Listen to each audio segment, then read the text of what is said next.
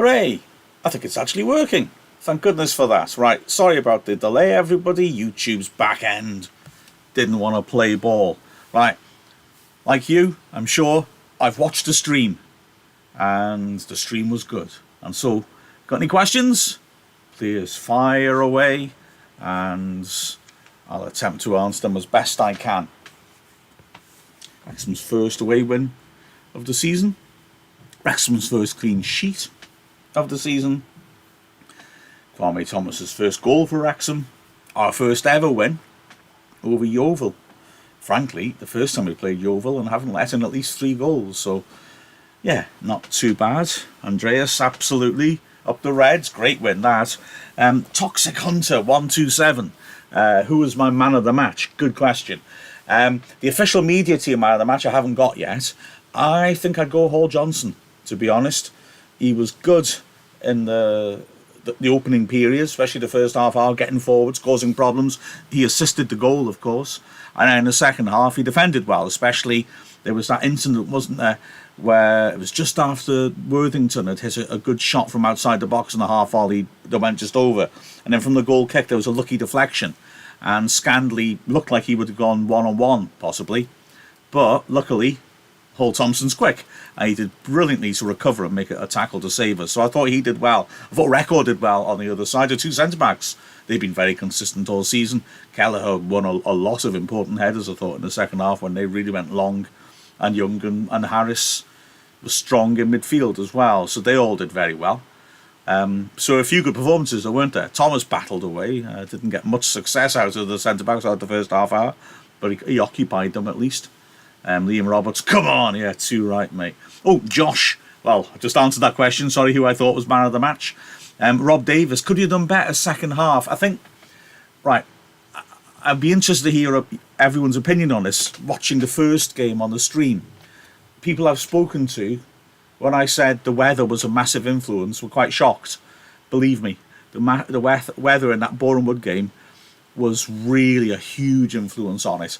I get the feeling looking at it, today wasn't as bad as last Saturday, but I think it did make a difference. I think we benefited in the first half, and frankly, I've got to say, I'm not trying to say we won because of the wind.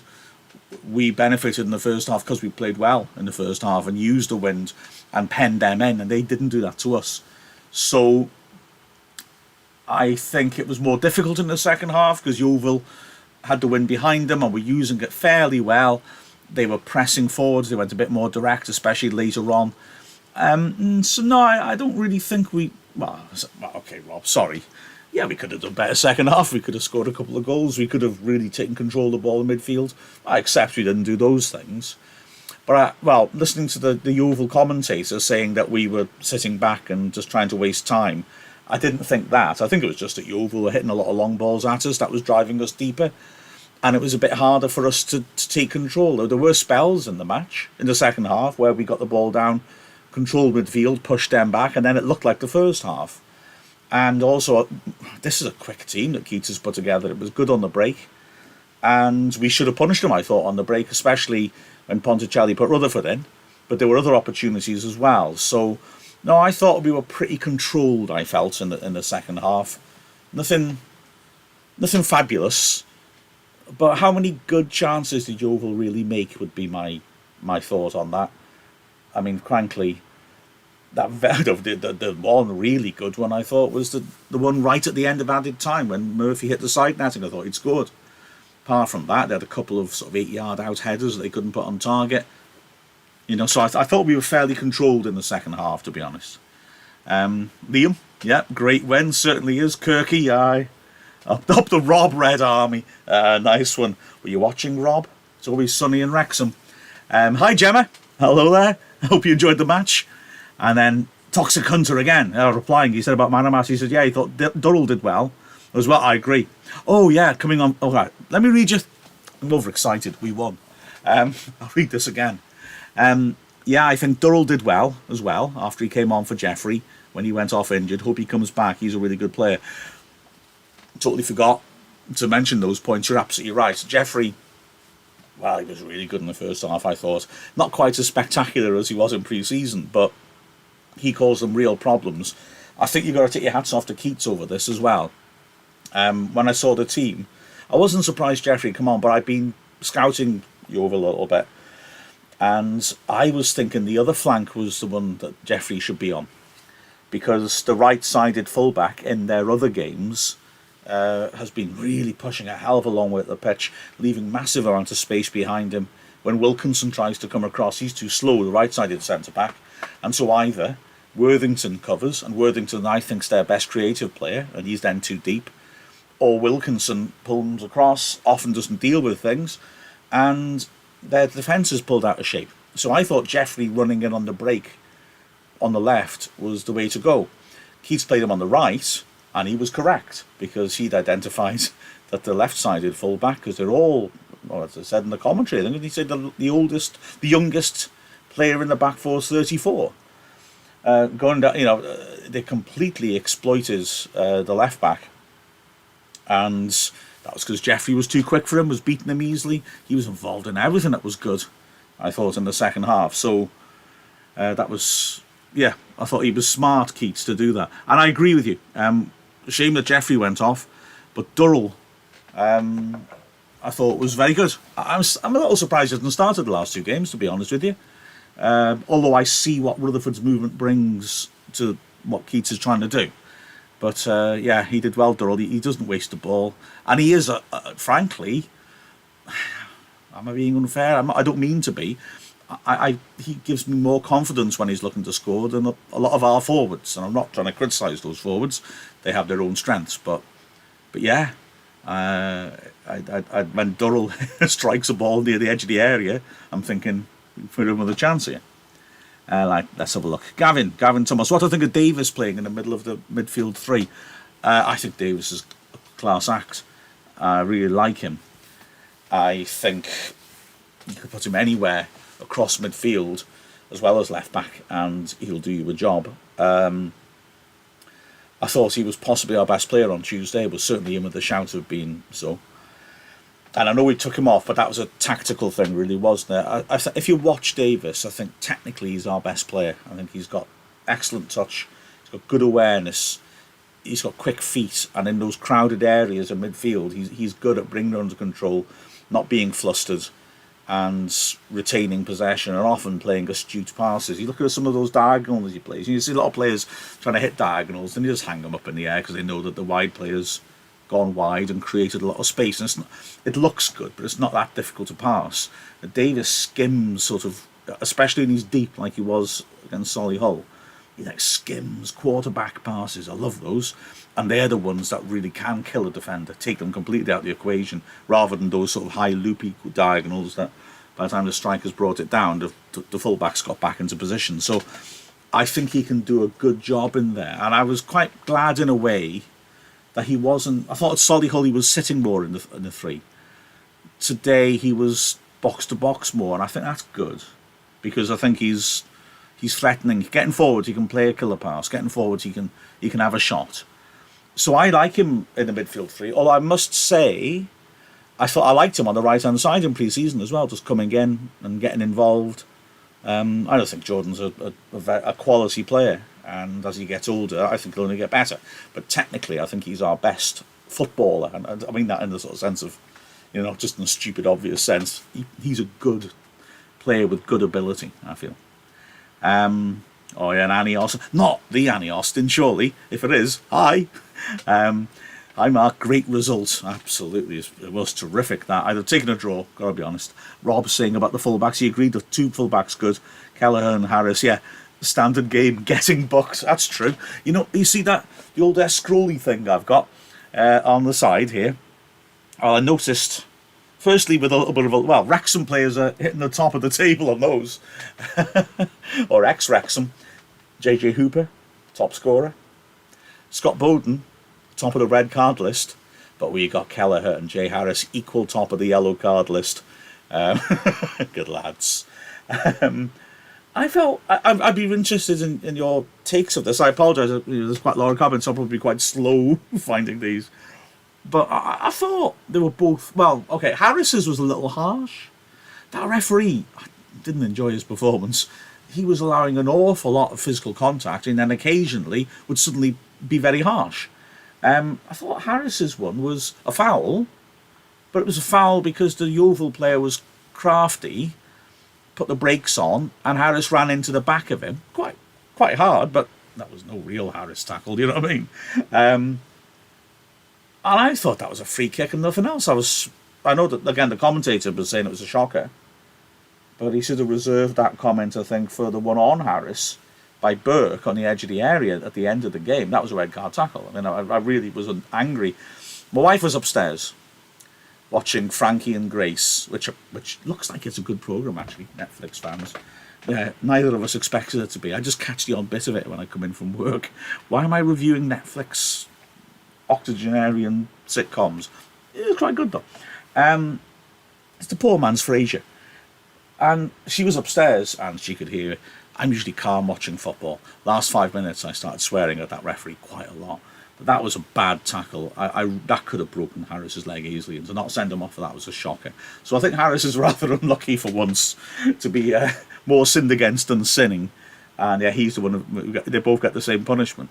Kelleher's was a yellow, I guess. Yeah, Kelleher's he gets what you see in the packet, isn't he? He's a big fighting centre back. He's slow, but he's powerful, and when someone's going to burst past him, his best option to stop them is to hit them, and he did.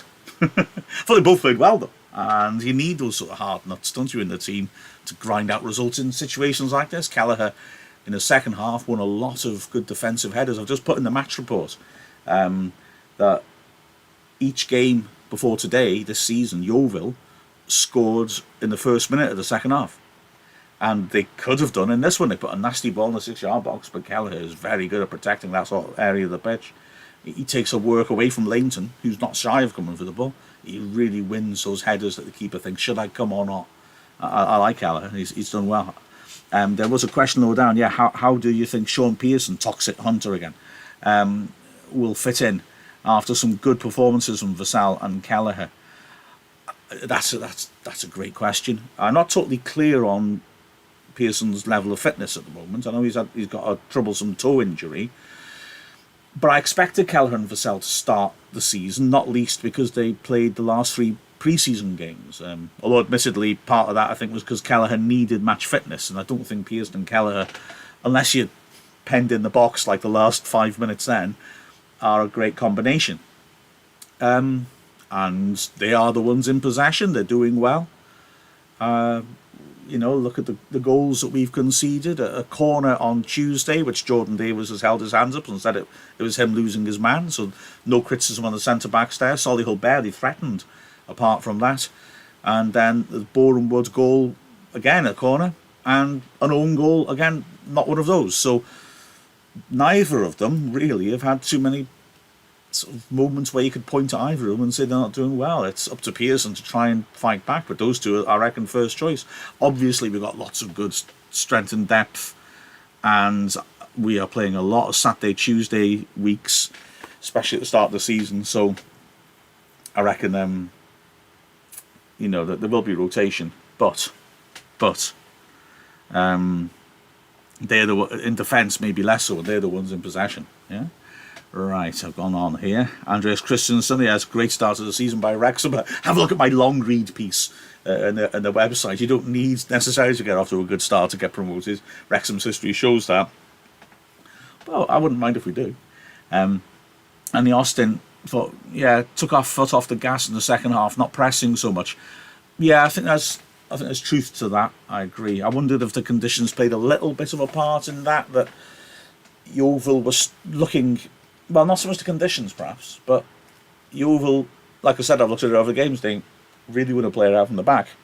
They did in the first half hour, and they weren't good enough. We were really organised, we pressured them really well, and we forced mistakes out of them. And after about half an hour, I think they kind of stopped looking to do that, and that made it harder for us to press them as well. So I think they made the right tactical decision to go a bit longer and not pass out from the back and bypass our press. And when that happens, you have to retreat a little bit, because if you try and push up and press and they knock it past your teammates, you've just lost all those players who pressed it out of the move. So I think there was a conscious decision, sort of forced on us by the fact that Yeovil were going longer, I think. Ideally, yeah, it'd be great if we could pen them in like that, force mistakes, but I'm not quite able to, I think, because they reacted. So we defended the box instead and did it well. Connell Jones, I don't know what that means. If you translate, I'll understand them. Sorry, I'm old. Rockphonic Vlogs, 2 wins out of 3. You'd take that, wouldn't you? 100%. 100%. I'm disappointed with the Solihull game, but we should have won that. Certainly shouldn't have lost it. We were solid and then let a soft set piece in. And I sort of felt that we were making chances, and didn't have confidence we'd be taking them, if I'm honest. I think Ponticelli is important to us once we get him properly fit. As the striker, you'd in the box, you would really be sharp and take chances. But yeah, 6 points out of 9. I'm quite happy. Look at some of the teams above us. They don't really scare me much, if I'm honest. I don't think there's any outstanding, strong team this season, particularly, except possibly us. Am I getting too excited? I don't know. Stephen Hughes, I think we had the capacity to score more goals today, yes, and definitely not sit back. Do you think the loss of Jeffrey contributed to this? We could have killed the game off earlier. That's a good point. Right, firstly, we could have killed the game off earlier. Absolutely. I was getting edgy in the second half. I felt we'd win. I felt, trying to be calm and logical, we'd win. But the lack of that second goal, we should have been 2 or 3 up by half time, I thought. We certainly made more chances. I think it's interesting when you say definitely not sit back. I think sit back's quite a sort of emotionally charged phrase in a way for football fans. I think we always feel a team that sits back has been a bit cowardly and surrendered the initiative. I didn't think we consciously sat back like that. I think, as I said in talking, saying what Annie said, that we dropped off a bit more because we had to, because the press wasn't going to be as effective.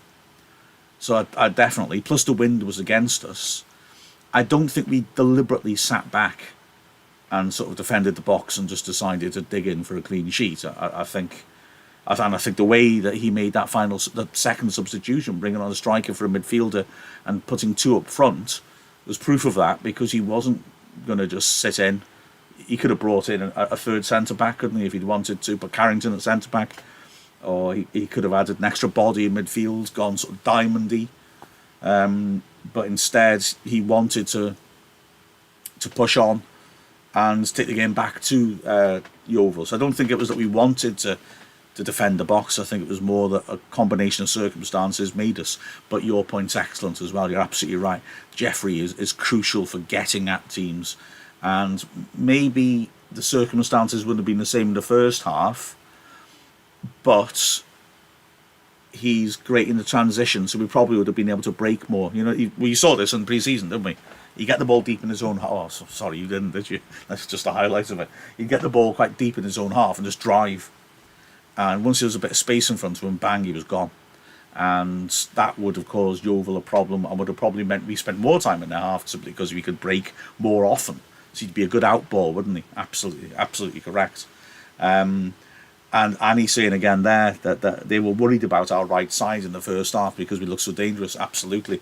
And they were edgy in the second half a bit about him, because they took the fullback off, didn't they? Because he'd been roasted and they were still concerned. And then, you know, Durrell's not going to burst past him for pace. We were causing problems down there.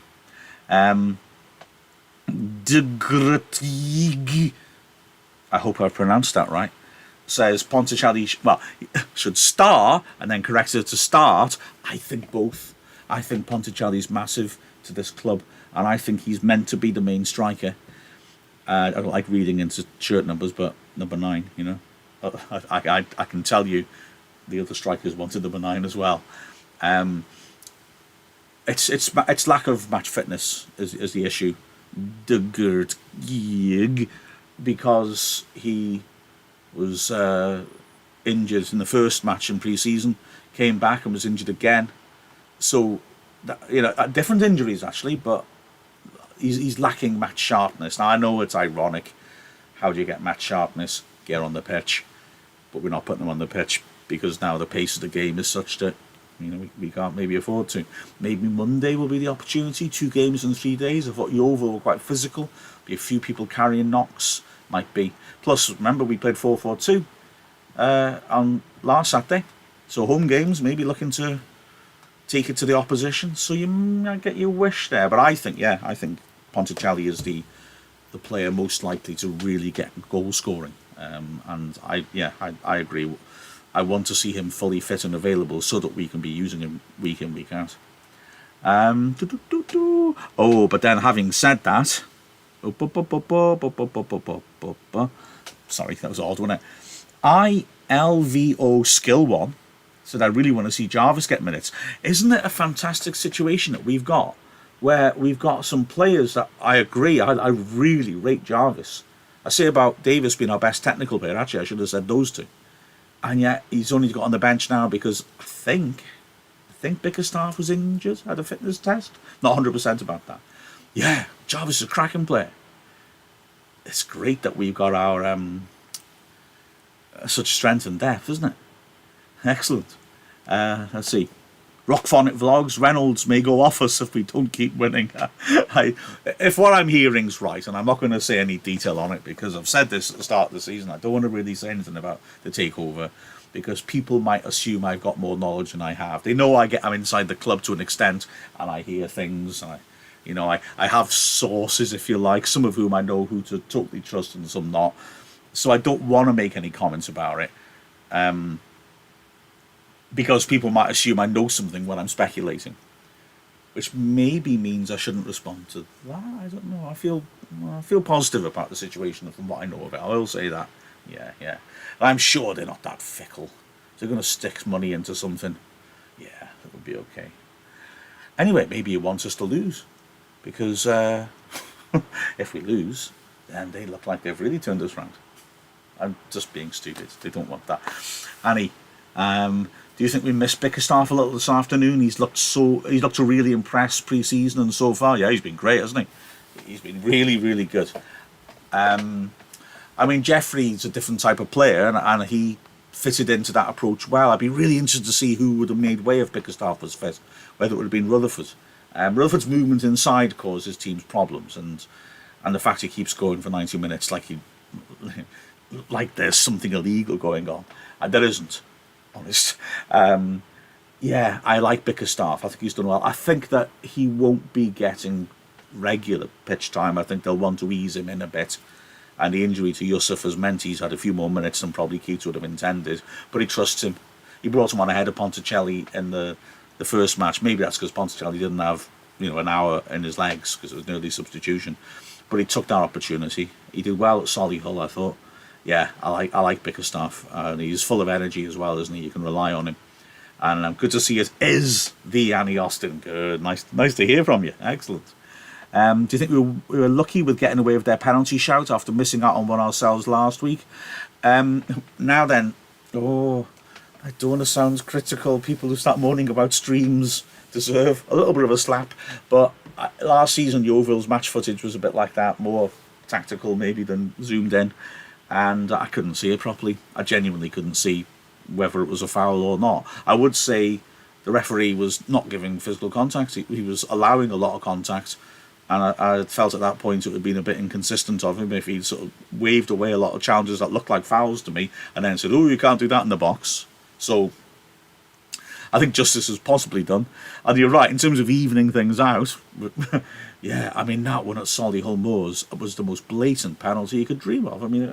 A corner, there's no one standing between the player who handles it and the corner taker. It takes no deflection, and he sticks his arm out. What? He's unsighted? No. It's the ball's come halfway across the pitch and hit his arm. I'm sorry, but if that's not a penalty, I'm a banana. So that was a dreadful decision. I don't know about today's. I don't know. I'll try and zoom in on it when I do the highlights. I'll try and zoom in on it and have a look, but I've not had the chance to do that yet. You're saying about you agree. I thought it was a red for that challenge on Jay Harrison. Good job, my kids weren't about for my response to it. Yeah, me too. Believe me. Although my lad is 23, so I don't think he'd be too offended. Plus, he's a massive Wrexham fan, so my reaction probably wasn't as strong as his. He was watching the stream elsewhere, but don't worry, he's not breaking lockdown rules. We're good kids in the Griffiths household. I this is an odd thing to say. I actually had the stream running twice in my front room, for reasons I don't want to go into, but it might get us to do the highlights quicker. I'm not breaking any rules, but I don't want to say it out loud. And so one was later than the one on my laptop was later than the one I was watching. And so it was almost like a bit of a replay for me. And I did go back just to check, and I've got to be honest, when I looked at the replay, Jay Harris was on the floor on my main screen. And when I saw the replay, I thought he'd broken his leg, because it was that sort of tackle. And I thought, although it wasn't very clear, I thought his leg looked a bit funny when he was hit. So I was panicking, absolutely panicking. Thank goodness it wasn't. Well, David, phew, delighted with the win. Felt we invited them on too much at the end, but the back four looked decent, absolutely. It's nice, like we did 3 years ago, was it 3 years ago? Have a back four that when the game goes that way, you feel they'll repel stuff. Full-back space around the back of the centre house will help if we do go a bit more adventurous. Absolutely right, David. I was saying before, like Hall Johnson, that covering tackle on Scandley. Excellent. Rockphonic Vlogs again. There's a mistake in the league table. It says, well, Wrexham have only won one game. There's a mistake in the league table because surely we should be top. I've just stolen it off Soccer Base, so maybe they've been a bit slow on the uptake. Well, I think it's the correct table, and it just made a bit of an error. There's loads of errors on Soccer Base. Don't go to it for totally reliable stats. There's my Anoraki nerd thing. Although I'll fully indulge my Anoraki nerd thing when I do the Wrexham Anorak thing on the website. I'll have all sorts of corny first time a left-handed player has scored on a Saturday in Somerset sort of stats. Hold on to your hats and keys. By the above comment, I mean, if we move the back line up, we got good cover from the fullbacks. Likewise, Vassell's very quick. Vassell's impressive. I mean, when we brought him in, I thought, is he the third choice? But behind Kelleher and Pearson, I think he's a real quality centre-back. Vassell, I'm massively impressed with him. Annie Austin, you're quite right. We need to work on defending set pieces to eliminate those mistakes. Worried me a little second half today. Yeah, the long throws were decent, and and the 2 goals we've conceded this season are from near post corners. There's something we need to look at there. There's a lot of height in that team, and there's a lot of good defenders, and so hopefully we'll be all right. But that is something we have to watch out for. I must say as well, though, I know that the commentator, I'm not knocking the commentator, I'm a bad commentator, I'm a brilliant commentator, what am I saying? He said, like, Wrexham had a height advantage over Yeovil. I don't know, did we? I mean, Scandley's enormous. The 2 centre-backs are big. I wasn't sure. I thought we looked fairly evenly matched. And I was quite glad a lot of stuff they didn't put into the right areas, I thought. Oh, Jonathan Owen. Hello, Jonathan. I often see you when I'm driving into work, and I try to wave, but I can't get your attention. So I hope you're doing well, mate. And you're right, to have Addy to come back. Yusuf's record, I'll get it up now, actually. Yusuf's goal-scoring record's weird. This is why I sort of see Ponticelli as the one I feel is the most reliable source of goals. Not a criticism of Yusuf. Yusuf scored 77 goals in his career, but in 2014-15, he scored 29 in a season for Oxford City in the National League North, and in 2017-18, he scored 21 goals for Solihull. So that's 50 of them. So in a career which started in 2010, so a 20-year career, he scored a 10-year career, sorry. He scored 77 goals, but 50 of those goals came in 2 seasons. The most he scored in any other season is 5 in League Two. Now, I like Yusuf, and I think he's going to be a good player for us, but if he doesn't catch fire, it's I think Ponticelli may be the reliable sort of response. I don't know. He's the one I rely on for goals. Annie, Mark the Mole. That's me. Oh yeah, you keep your ears to the ground, folks. No, I'm terrible. Your kid's 11, but his mum's this week. Response might have been similar to mine. Fair enough.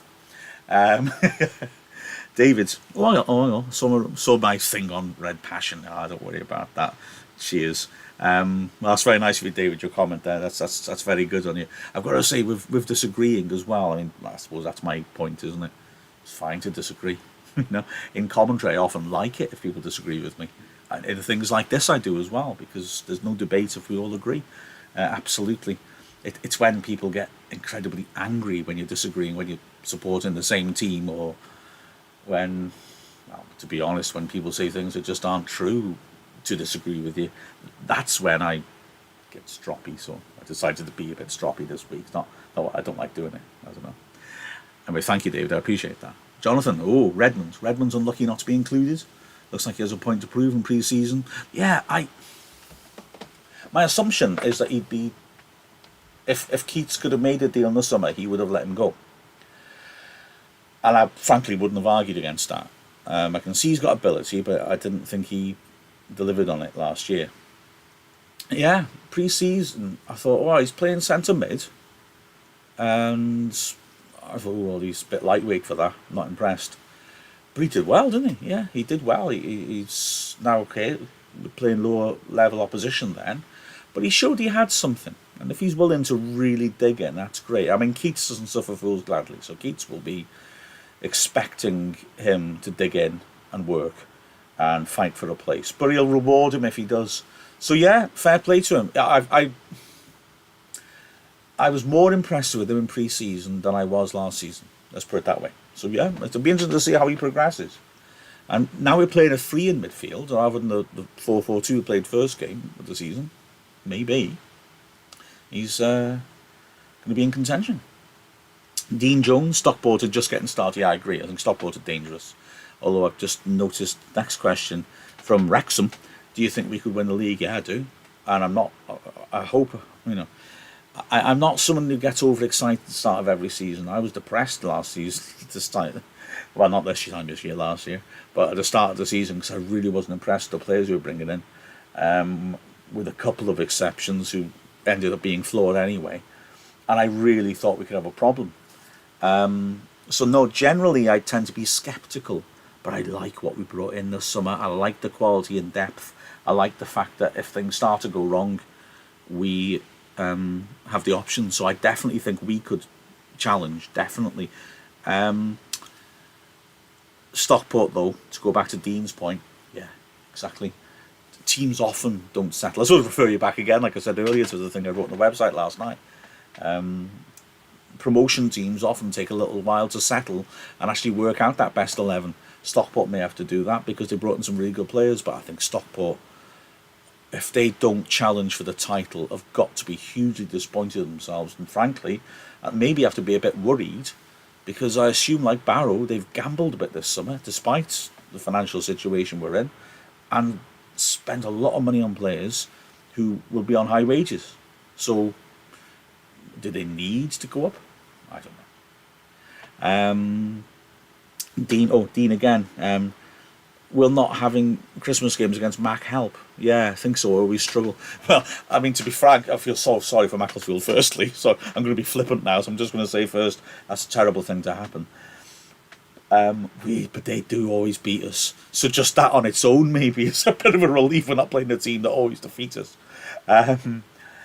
I just think maybe, will it help us in terms of having a bit of a break?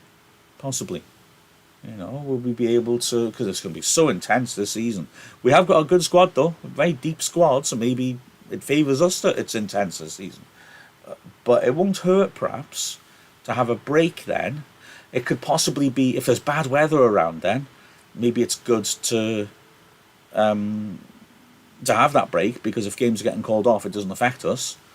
It'll give us chance for the coaches. I mean, there's going to be not much time to coach at the start of this season with all these 2 game a week routines. So, great. Maybe we can just use that time wisely just before Christmas, and then, all right, okay, I'm speculating now. Say we have wealthy owners then. Remember, we're the only team in our league who are stuck with the transfer window. So we could have a spell of working with players and then buying players. That could work quite well too. Also, we've seen how Keats operates. He has clear ideas of what he wants to bring in, and often, not illegally, but with the consent of clubs, he will work with a player before signing them. And I say, I'm not trying to say he poaches players at all, but we've seen this in almost a sense of a deal is going to be done. The National League will allow us leeway in that sense as well, and so we could line up a deal, and then actually work it so that that player maybe could join us during those empty weekends, or early anyway. If a Football League player that we can suddenly afford because we've got a bit more money becomes available and he's not getting games that Football League team, and we agree a deal with them that we're going to buy them on the 1st of January, well, does that hurt the Football League team to let that player just come and train with us? It wouldn't be unusual, but we could benefit from that. So yeah, that could be a good thing. David asks opinions on Thomas so far. He doesn't look like a 90-minute player to me, but we'll have his uses, no doubt. We've been crying out for a big lad. He is, isn't he? Early pre-season, I was getting very excited, but he's found it a bit more difficult against National League centre-backs. I thought, though, what's telling with him is the best, I think, half that he's had was the second half at Solihull, when we got a bit more desperate, and like Yeovil today, started going longer. And we started giving him service, driving long stuff for him, and he battled well and won a lot then. So I don't think he'll score many goals. I think he's a sort of 5-6 goal a season target man. That's all right as long as you've got other guys profiting from his hard work. I think he'll occupy centre-backs. He'll win a lot of flick downs. To me, potentially, although we've barely seen it much, the Thomas-Ponticelli combination could be good. But then Yusuf could also benefit from him as well. So, was there a question on Yusuf? Did I answer it and I've just gone mad? I can't remember. So yeah, but I think Thomas has got something. Clayton Dillon saying, what happened with Pearson? I know he's got this troublesome toe problem, and last season with his back they were concerned about putting him through 2 games a week. I'm not sure. Before the Bournemouth game, he was going through, what was it that? Or was it last pre-season? He looks to be going through a fitness test before the match and then didn't play.